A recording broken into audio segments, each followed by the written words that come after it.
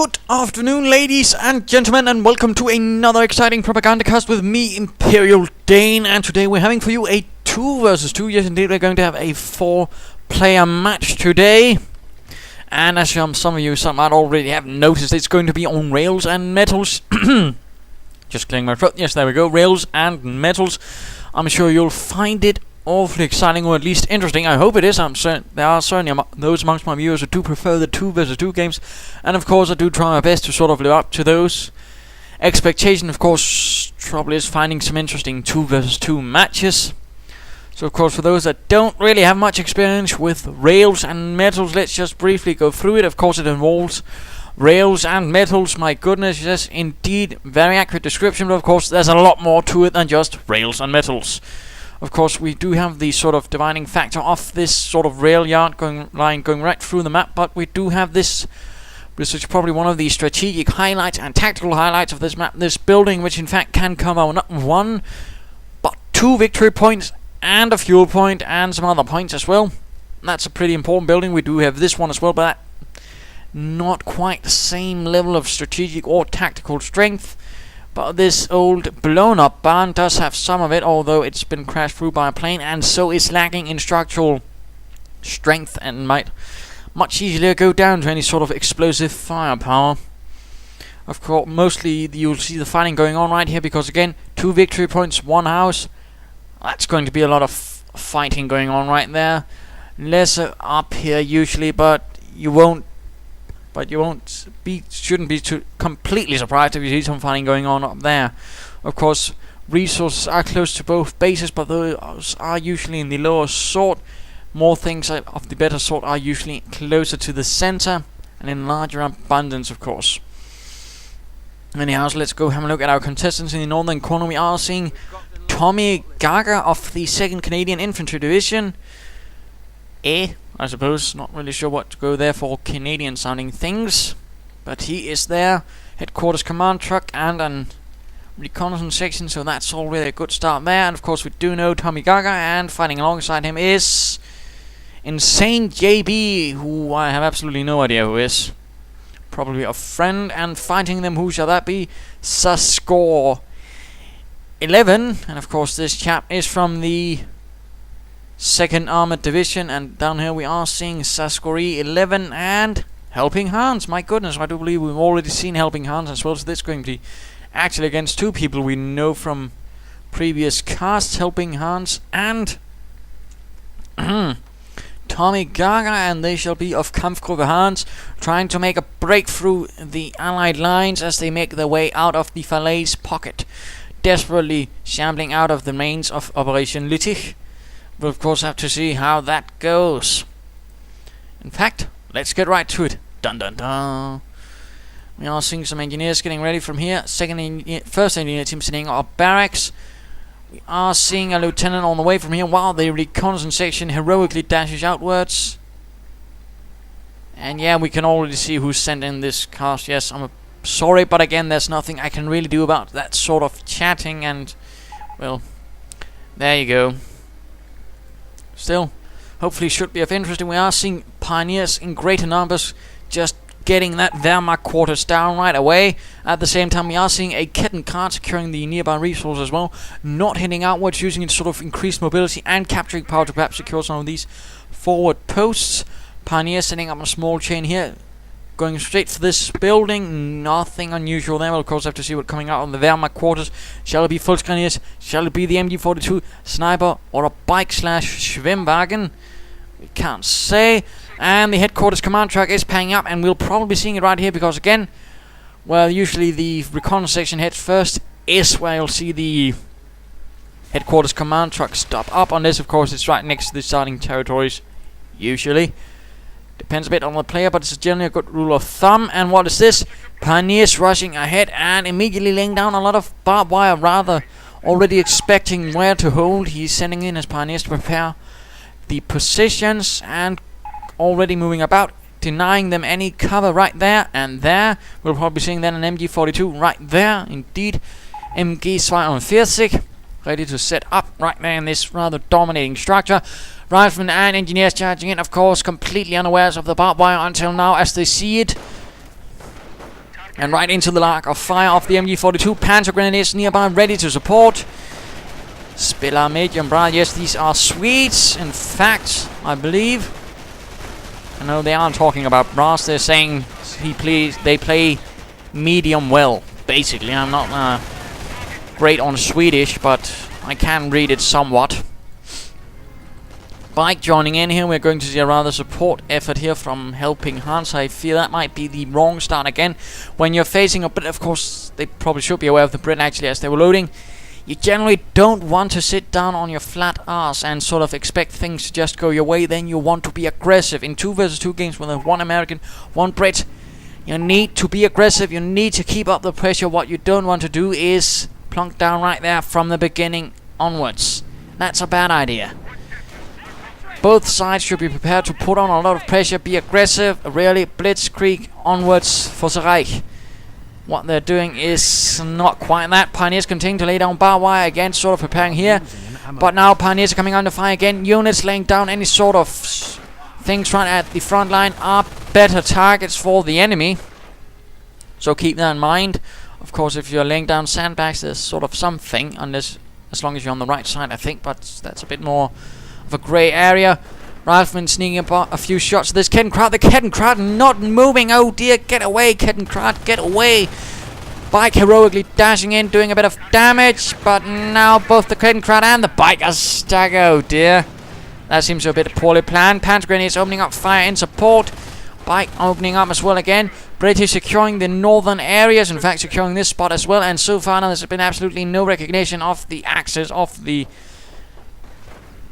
British commander. In fact, they've been completely occupied with securing this bit and fighting the American commander in a rather limited capacity. Again, you don't want to be playing defensively when you're on the Axis and you're facing a Brit-American combo. That's ought to be pretty basic stuff. I mean, certainly one of the things I quickly learned if I wanted to make my way to level 16, which I did before the whole thing was reset and I couldn't be asked to do it once more. Going through all the potential terrible 2 versus 2 players, but there you go. Americans and engineers moving in from the north, and we are seeing a mortar emplacement going off. Up right there, of course, nothing highly unexpected there. Mortar emplacements being quite good there, and of course a central dominating position right here. We'll of course be able to protect this point, and of course get any Wehrmacht troops sneaking about a bit too close. Bike and everything else firing away. Volksgrenadiers hitting the field as well. Kettenkrad receiving some repairs from Pioneers. Riflemen marching right into heavy fire. Of course, a bit denied cover, but they do still have this pickup truck, which was not covered in barbed wire. And we are seeing a reconnaissance section sneaking in from the west, coming under fire from Panzer Grenadiers. Again, Panzer Grenadiers used as defensive infantry is again perhaps not the brightest idea. And of course, currently considering the situation that they could, in fact, any sort of decent commander could have perhaps tried looking up here and noticed that, oh hey, there's a Brit commander up there and there's absolutely no defensive. Could have wreaked absolute havoc and gained quite a nice prize.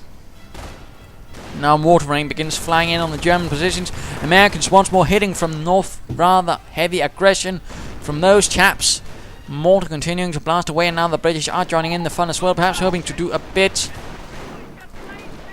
harassment there, but they are stopped. And looks like we are seeing the first armored car out of the Panzer Elite, or at least the sort of Panzer Grenadier section of the Kampfgruppe. Large British force right here. Armored car coming a bit under fire, but then apparently stopping up and not really using the armored car bit. That is mobility and firepower. That's what you call a bit unfortunate. Usually you'd rather try to flank up here and of course ignore the heavy cover, since of course heavy cover is directional. But no, apparently sort of trying to use it like a tank. And again, armored cars are not tanks. Sort of the M8 with armored skirts can sort of work towards that direction, but still not really the best usage. Better off using them as actual armored cars. Panzer Grenadier still hanging about. Oh dear, and still no aggression. Kettenkrad lost. Another armored car hitting the field. Krieg barracks up, and supply field support truck up. And what from the Americans? We are seeing a supply yard up, but nothing else. BARs perhaps? No, more riflemen it seems. Riflemen to the front, GIs and all that, and looks like another armored car. Of course, that's the first, still the same second one, rushing in to join the other one. Still being awfully defensive, not really pushing outwards again. I just don't like it. it just seems to be sort of a really deep strategic blunder to sort of play defensively with the Panzer elite when you're facing off against the British, and the British sort of the force that if you let them rest, they'll just amass a steamroller force and hit you hard, or just get a lot of artillery. Again, you want to keep up the pressure on the British, no matter if it's 1 versus 1 or 2 versus 2, 3 versus 4, 3 or 4 versus 4, whatever the type. Keep up the pressure. Attack, attack, attack. God damn it. Infantry section coming under heavy fire. Now we are seeing a scout car joining in as well, and another armored car. Why aren't we seeing perhaps some martyrs? Why not some mortar half tracks? Why not some Panzer force? You know, something a bit thicker armored, and perhaps why not seeing some real pushes forwards in an attempt? And we're of course seeing mines now being laid down again. This sort of inactivity is really not benefiting the Axis forces. The kamfpgruppe really, in their breakthrough attempt, having absolutely bogged down in weakness Bognor. And we are seeing a pack moving forwards again. Support units, not really a lot of infantry, and not really a lot of aggression or backbone or anything. And again, armored cars being used only defensively. That's a bit of a bad move. They're relying on speed and maneuver, and defensively that's not that great. Again, in particular, not considering what they might be facing. I mean, one Stuart light tank and those armored cars will be dust. Looks like we are seeing some artillery perhaps hitting further in from the Canadian troops. Could be he has gone for Canadian artillery. Yes, indeed. Supercharged rounds, most likely. And now we are seeing an M8, and of course those armored cars will not really be able to do much against that M8. That's again a sort of strategic miscalculation. If you're facing an American in these situations, and again, no BARs, expect an M8 or expect the Sherman, and again, neither of those the armored car can handle. And now we are seeing a 25-pounder gun joining in the fun as well. That's really going to make this sort of defensive digging in a really bad idea. In fact, looks like Sasgore is setting up a forward headquarters. Of course, they can use as a sort of forward healing post as well. But again, I'm not entirely sure this is a good idea considering the circumstances and why the bloody hell they aren't pressing onwards. And no medic bunkers to sort of again help with some of all those Panzer grenades and recover them into grenadiers. Again, this is not how you're supposed to do it. And I mean, I know Helpinghans is not a bad commander, but this, really? I'm not entirely sure I like this. And of course, a few artillery shots, and that forward barracks went kaboom, kablooey. It is dust. All is dust. No, it's not. And as we are seeing riflemen charging in, coming under fire from the armored cars. Doing a bit of a nice job there. In fact, let's go switch over a bit to Insane JB, and then perhaps to some of the Axis troops. No doctrine as of yet from the Americani commander. We are seeing a small assault force sneaking in. We are seeing an anti-tank joining in the fun. We are still seeing Helpinghans being absolutely immobile and inaggressive and lacking in any sort of forwards movement. Trying to sneak up at this point, but of course under the aegis of a mortar. Now a Bofors 40mm anti-aircraft gun being set up. Oh dear. Panzer grenadiers coming under fire. Actual fire. In fact, one looks like to have caught on fire and scorched alive. That's not a happy situation. Armored cars once more rushing in, but too late. M8 moving in, opening fire, and mortar rounds hitting as well. M8 knocked out by the pack. That's finally some good news for the German forces. Still, no attempt at actually, I don't know, circumventing. No attempt at rushing in this position with perhaps some smoke and flamethrowers. No attempt at actually trying to flank. My goodness. Again, I have absolutely no idea why that's not that. And now we're seeing some armored cars sneaking about, actually clearing out an anti-tank gun, but the anti-tank gun really needs to be captured by someone, perhaps some Volksgrenadiers. We are seeing Panzer Grenadiers with assault rifles now really tearing through the western position, and this 25-pounder gun is rather greatly exposed. Riflemen getting gunned down as well. Looks like the Panzer Elite has managed to break through on the eastern flank. Jolly good show. The 25-pounder gun might be torn through swiftly.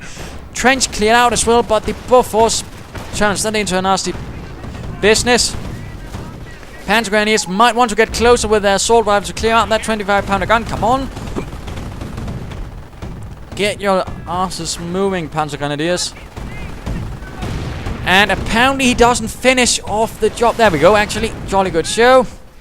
Panzer grenades, though, hitting a mine. That was probably an M8 mine. They need to retreat. There we go. And now, oh, come on. He ought to have been aware there was a Bofors there. And armored cars get absolutely torn to bits by Bofors. That thing is a 40mm anti-aircraft gun. That's going to tear apart anything that's not a tank, pretty much. And there we go, anti-tank on recruit by the Allies once more. And of course, because he didn't really do it, or at least make it harder. And now he's losing the last of his armored cars. This is a really unfortunate move. Still no attempt at linking up from Helpinghans. No helping hand from Helpinghans. That's a bit depressing.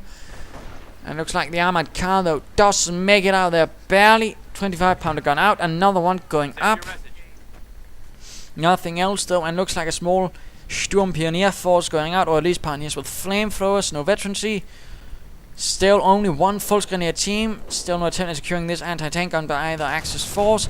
And looks like recon section getting scorched to bits. We are seeing this bunker not being upgraded and a mortar right next behind it. Veterancy 1 apparently support veterancy. Sherman's not. That means Sherman soon, of course, meaning the 2nd Armored Division will be providing some actual armor. And let's go have a look at Helpinghans. What is he up to? He has gone for terror. Helpinghans, the terror of the British forces, or at least he'd be that if he could actually get his ass into gear and stop sending in just pioneers. It looks like the German mortar is coming under fire. Again, I'm not entirely sure he wants to be dueling with a mortar pit with his own mortar. A Nebelwerfer would be doing the job better, or a Stug, or an anti-tank, on anything really. And these pioneers are forced away. British forces pushing through here in the center. And again, a sort of coordinated assault right here could do an awful lot of damage, but again, no one's bothering to look. And there we go, finally getting a medic bunker, but of course, now it's under direct fire from a mortar, and again, you don't place mortar bunkers this close to the enemy front lines and this exposed. That's just asking it for it to get blown to bits. There we go, at least that's a repair bunker coming under fire. MD-42 also coming under heavy fire, in fact. Having gained veterancy 2, and looks like a full Grenadier died. Again, I do believe that's the only infantry unit, really. There we go, cancelling the medic bunker upgrade. No attempts at clearing up those British, huh? Armored car getting buttoned down, taking an awful lot of fire. At the same time, we are seeing an American assault in the north, anti-tank on Sherman and infantry. And again, a lack of sort of coordination, because again, yes, most of the forces are either bases or, of course, non-existent to really react, because again, he only has an infantry unit and the rest are support units, and of course they're pretty terrible at reacting swiftly to any sort of breakthroughs. So of course now he's going to be losing a pack, which of course is only going to make things easier for this Sherman. We are seeing a Nebelwerfer on the way. We are not seeing any Stugs ready to actually handle this in a sort of swift manner. We are seeing some pioneers sneaking through here, but again, no breakthrough attempts. A casualty station up now, going up from Tommygaga. I do believe we are at the halfway through mark. So, time for the mid-game analysis. What is the situation currently? Well, not too bloody good for the Wehrmacht. Again, they went on to the defensive when they shouldn't have. Against the opponents, they should never go on the defensive for at least not for extended periods of time. And they're of course getting absolutely beaten by around, because again, the Wehrmacht commander pretty much only has support units, which of course can't really handle any sort of major assault rapidly on several points, and of course that was what rather happened. So his lines are completely torn to bits. The Panzer League commander, not really, again, sort of this thing you want to hold on the defensive. They're better assault troops, and again, they're not doing what they're meant to be doing. That's also what you sort of classify as not being good. The Panzer Grenadiers, use them on the offensive. That was rather their job. Yes, they were also sort of defensive troops as well, mostly until actual infantry arrived to take over their positions. But really, when you have assault rifles, use them on the, assault. Armored cars as well, not really good. No martyrs, though. Again, he had a Panzer command, but no martyrs. In fact, he has all 4 buildings already. That seems excessive. And no Panzer force, no anti-tank half-tracks, no nothing. Again, I can't help but feel that's a wrong maneuver, a wrong strategy, and certainly something that's going to bite them in their asses. I mean, they really need to get their act together. They really need to push forward some sort of coordinated assault. Perhaps here, right here, at this rather incredibly exposed British command nerve.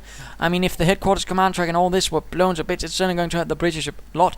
In fact, they could then flank around and finish off the 25-pounder gun again. But they're not really doing it. Again, they're not bothering. They're just sort of, well, we'll hold this position no matter what. And then that's not working when you're facing a British-American combo. You need to put the pressure on, otherwise you're going to lose. Trust me, I know this stuff. You don't get to level 16 without learning a thing or two, and that is, of course, keep the pressure on always.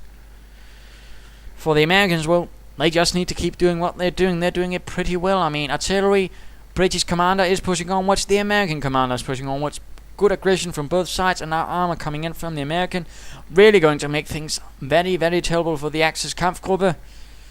So we'll of course have to see if they can throw in something that can ruin the American plans. In fact, let us return to it and let's go and look at Sasgore and see what he is up to. 5 command points, no doctrine. Panzer Shreks, but why not say, I don't know, a Panzer 4 or perhaps a Marder 3? And why no doctrine? I mean, Luftwaffe could have been helpful when if they're so inclined on defensive. Again, tank destroyer could have been helpful, and then they could have had a Marder to deal, or I mean a Hetzer to deal with this Sherman. Anti-tank gun being cleared out, of course, ignoring this Sherman, and there we go, setting our buffers a bit too close to the enemy front line. Sappers getting gunned down, and looks like this Sherman could be knocked out, although not sure how. And Bofors tearing through these Panzer Grenadiers. Again, be careful with the Bofors. It can tear through things unless you actually manage to get close to it, in which case it becomes pretty inaccurate. Looks like they have managed to temporarily throw back the Allied assault, but for how long, I can't say. Again, they really need to push onwards. Pioneers, again, the only thing that really seems to be moving forwards, and they're just getting torn apart by the Canadian troops. And another Sherman joining in the field. Nebelwerfer moving forwards. No real armor components, and could it be we might actually be seeing a Panther battle group? Certainly something to try and pull the situation together with, but I don't know. I fear it could backfire on them, in particular since there's so much infantry. And there we go, Armored car now facing a Sherman tank. Of course, nothing to actually help against the Sherman for it. Artillery hammering away at the German position. Repair bunker coming under fire. Riflemen securing the central point. There we go, a nice smoke trail right through the sky as the 25-pounder shells fly through the air towards the German positions. Sherman just blasting away at whatever's not American or British. Panzer Grenadiers charging forwards. And we are seeing the Panzer Support Command upgrades. We're probably seeing something like close to a, I don't know, Panther battle group. But again, why not a Hetzer much earlier? Why not some stronger units in general, some armor actually? Oh dear, hiccups. MG-42 forced away the eastern side once more in the hands of the Americans after another artillery supported assault. But where did he get that artillery from? Could it be he's gotten more? Yes indeed, a second 25-pounder gun howitzer, and of course due to supercharged shells he can fire pretty far. Our support command abilities have been upgraded. And the armored car pushing forwards. Panzer Grenadiers in support. Opening up on some American riflemen. No BARs as of yet though. But still with Shermans on hand, that's not really going to be much of an issue. Sherman moving in. 50 caliber upgraded as well. Armored car taking a bit of damage. Panzer Grenadiers out in the open. Flamethrowers moving in close to the Panzer Grenadiers. They need to stand still. Oh dear. And Panzer Grenadiers are forced to retreat. This armored car will also be out. And all 3 victory points are currently in the hands of the Americans. Not really looking good for the Kampfgruppe, which is again not really doing much. We are seeing a Stug 4 joining in the fun. Might put a temporary stop to this German mucking about. This armored car really needs some repairs. And this German Kampfgruppe really needs to get its act together before all is lost.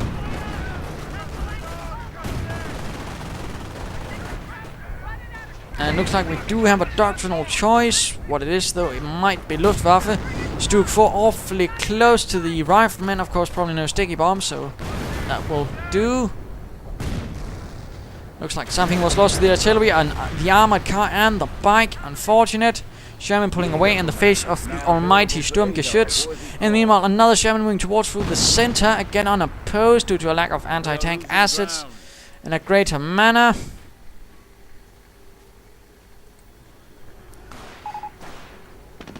And apparently there's some talk of getting a kangaroo. Basically, make a roo, I mean kangaroo, so that's it. They're probably feeling pretty confident, and there we go, kangaroo carrier. Pack once more recruit and gets ambushed by the Sherman moving in right behind it. Stuke finding himself a bit outnumbered, of course lacking due to the lack of a turret, better to be achieved in some sort of unit. Still a lot of manpower munitions floating about instead of actually investing in something more swiftly. And we are seeing the Allied war machine up on the American tanks. Main gun destroyed on the Sherman. Let's return to Tommygaga. This Duke is looking awfully beat up. Destroyed engine. This Allied war machine might just end before... No! A mortar round knocks it out. Oh dear. That was a bit unfortunate, although seems a bit unfriendly to just go lol lol lol. Might just be me. And now we are seeing the kangaroo carrier moving forwards. Lots of Piats in it. And there we go, the Panther battle group charging forwards for the Reich, hoping to turn the tide. Although again in the hands of these commanders, the only thing it might turn is the front line further back, as of course those will turn out to be a pretty bad investment in the hands of these commanders. We'll have to see. Not entirely sure what went on there. American offensive pushing forward through here. Lots of Shermans apparently now upgunned, in fact increasing the velocity of their guns, giving them increased penetration. Artillery hammering away at the German expected positions, or the base even. No, just here. Oh dear, Stuke 4 in the line of fire. Get that Stuke out of there. Veterans 1 though, so that's all decent. And oh dear, this Stuke getting buttoned up and hit by Sherman tanks with upgraded guns. This Stuke is an awful lot of trouble. Oh dear, and the second Stuke, where is it? The second Stuke is nowhere to be found. Oh dear. Kangaroo carrier being forced away by the Panthers, but really the Panthers are needed in the east. Major Allied armor breakthrough pushing through, forcing the unfortunate Sturmgeschütz back as artillery flies in everywhere. Firestorm, but the Shermans don't care. Stuke, the Shermans don't care. And this Stuke 4 is now getting torn to bits. Veterancy 2, which does mean more a slightly improved gun, but still nothing in the face of 3 Sherman tanks with upgraded guns. The Panthers are moving in from the north. Will they be able to turn things around? We'll have to see. Getting some good shots off on the Shermans, but no, the Shermans continue past the Panthers, not caring for the almighty Panzer 5. Oh dear, looks like one Sherman is taking off a lot of damage, but Allied war repair. Oh dear, I can't remember the name of it right away, but it's sort of the self-repair upgrade the American tanks have. And oh dear, flanking about the Panthers. The Panthers are not turning, although looks like one Sherman might be lost, but still exposing rear armor. Bad. Oh dear, and anti-tank guns moving in now as well. This is awfully bad. Oh dear, looks like one Panther might be lost. Get them out of there. Oh dear, get them out of there. Damaged engine. Stuke 4 forcing something back. But no, it's continuing onwards. Oh dear. Panzer Grenadiers getting torn to bits. Oh no. I'm certainly smelling and posting on the eastern front or in a Luftwaffe Felddivision somewhere. And a note to keep them away from the Panzers. The enemy is down to 200 points. And these 2 Panthers are in dire need of repairs. Sherman's getting ready for another assault. And the British Canadian steamroller also getting ready. 17-pounder gun protecting now for an assault in case the Germans might suddenly actually mount something. But I doubt that will be the case. And let's briefly go look through the others. Field repairs, Allied war machine, Helpinghans, who has Firestorm and Inspired Assault. No King Tiger, that might have turned things around a bit. And of course, Panther battle group, but that is it. Had he, for example, gone tank destroyer, he might have gotten some headsets, which could have helped, and he could have perhaps also gotten a young Panther in the longer run, which of course would also have been of help. But again, no such idea, since Helpinghans apparently decided to play awfully passive, and of course both Axis players in fact decided to play passive, and of course that's not what you do. And I rather hope this game has been very educational in pointing out that.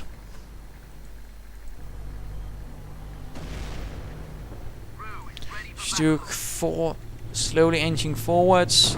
Gunners are ready. Except they're pointing right at a shed.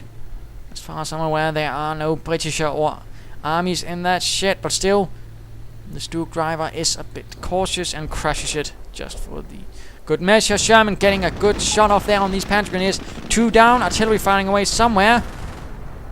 Perhaps hoping to get this Stuke 4 Sherman tank, which could be salvaged, but which is not. Sherman's having a bit of fun, driving away the Panzer Grenadiers. American riflemen now charging in with BARs. And we are seeing a creeping barrage, apparently just for the fun of it. Panzer Grenadiers being killed on the retreat. Stuke slowly trying to get out of there. Apparently avoiding most of the barrages with a bit of luck. Still not much in terms of overall luck, and these Panthers really need to get into the fight and knock out some more Shermans and hopefully push onwards. And we are seeing more 17-pounder guns getting up. He's really just taking it easily, and apparently this Sherman gets immobilized. Easy target for the Panthers if they time it right. Kangaroo carrier moving in from the north. Piats and a Bren gun. Panzer flying but doing absolutely nothing. Second Sherman left to face the almighty Panther. Anti-tank gun though. Pack being used against its former owners. Not good at all. Stuke 4 moving in. German troops getting hit by artillery.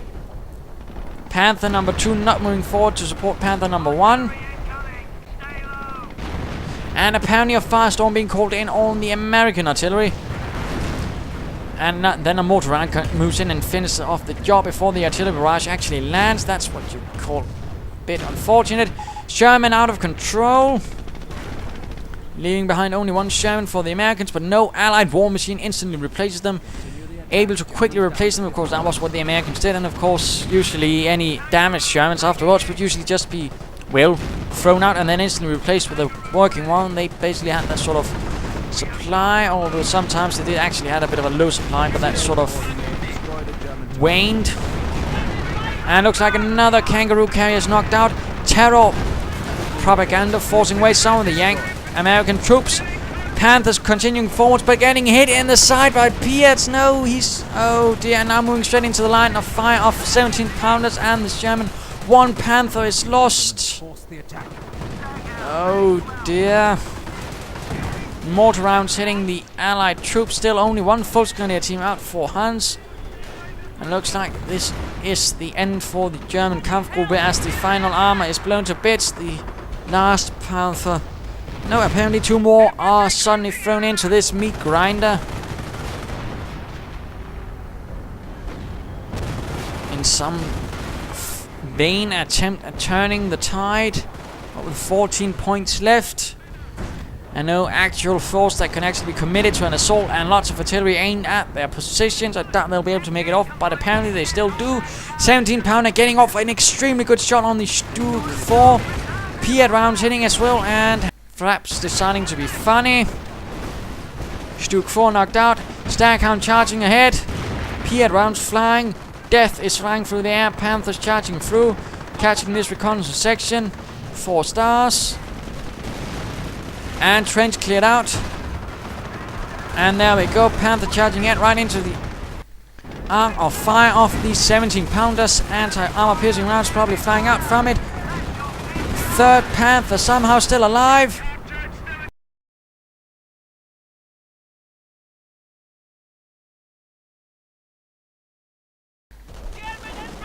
Alright, looks like I have managed to stabilize things for now. My apologies, my deepest apologies. No, apparently Flaps is still not entirely happy with me, and there we go, finally ending this. Again, my apologies for these last few minutes. Not entirely sure what went wrong.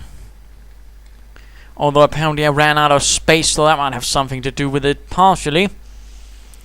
Anything else? That was a rather explosive match right here by the end. A final push by the kamfpgruppe, but to no avail. Certainly looking rather explosive. But of course, what can we learn from this? Well, this all came from one major strategic mistake right from the beginning. The idea to play defensively when you're facing a British and American combination force. Don't. Again, do not do it. You must be aggressive, you must keep up the pressure, otherwise doom will be inevitable. Otherwise you're going to have to be facing some incredibly inept and terrible opponents. Otherwise, just keep up the pressure, keep up the attack. Really, do it. Otherwise you are going to lose, and pretty much that can all boil down to that point. Of course, there are many other mistakes, like for example not getting a medic bunker early on enough. Again, when your opponent is using, when your teammate is using a lot of Panzer grenades, awful heavy reliance on armored cars and then wasting them away. Not really much coordination there with teammates for that matter.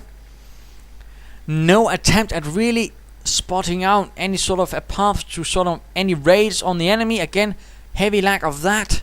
Good, there was good coordination of course between the American and British commander, which was great, but really lack of coordination between the Wehrmacht and Panzer elite commander, it seems like. Lack of any sort of idea of what to do, lack of aggression, lack of motivation, lack of initiative, lack of a lot of things, including something sensible, instead of just throwing in Panthers like a madman when it's clear they aren't going to be doing much in the long run. So there you go. I hope you enjoyed this fight despite the rather frustrating annoying track by the end of the game. And if you did, why not subscribe or tell your friends? And if you didn't, well, why not send a replay of your own?